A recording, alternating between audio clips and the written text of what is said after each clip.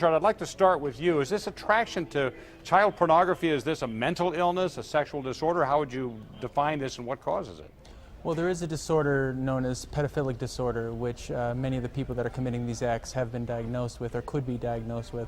Unfortunately, the act itself is something that doesn't always occur in everyone that's diagnosed. And what we see more and more is that there's a lack of impulse control with a lot of these people, and unfortunately that can lead to a few victims or many victims. You know, we're talking about this today because not only the Jared Fogle case, but we've had a handful of cases locally lately where we hear about these people in child especially involving porn. teachers and so forth. It's just been incredible. Talk to us about what prompts this type of deviant behavior. Well, we don't know the exact cause, but what we do know is that there is a strong correlation between those who experience certain sexual abuse in their childhood that does raise the probability of them developing this. By in no means is that a cause. Someone who suffers this kind of abuse in childhood does not necessarily have any higher rate of becoming an offender themselves, but it is something that we do see in many of those cases. I'm also curious, we've heard these cases, we've talked about just this week alone a teacher, a camp counselor with children. Jared started a foundation for obese children. I mean, what attracts them to not just the child pornography, but children? Well, that's the million-dollar question. Unfortunately, that's something we don't know as of yet. We don't know the true mechanism that's causing the attraction towards the children.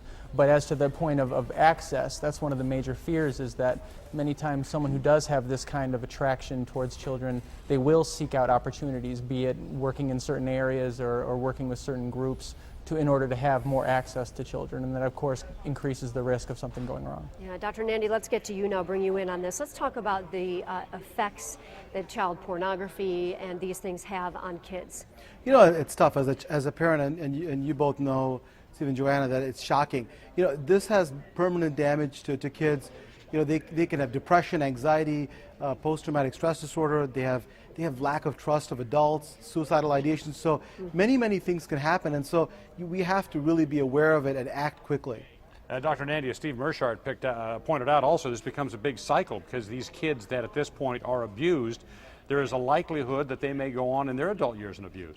You know, and that's the problem, is that not only will they have the effects then, but they also, I don't know if they're going to be more abusers, but that effect stays with them for a long time. And so, you know, you have to have certain types of therapy, cognitive therapy, which is trauma-based, and so you can really help those kids recover.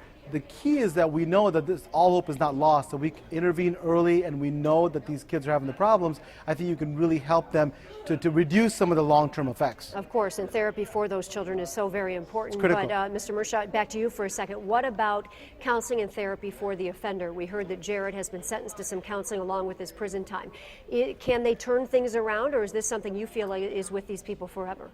Well, if you're looking at the attraction itself, that often is going to persist. That's not something that often goes away. It's the behavioral aspect that responds the most to the therapy, which is the ability to no longer act out on these fantasies and continue to offend and hurt others.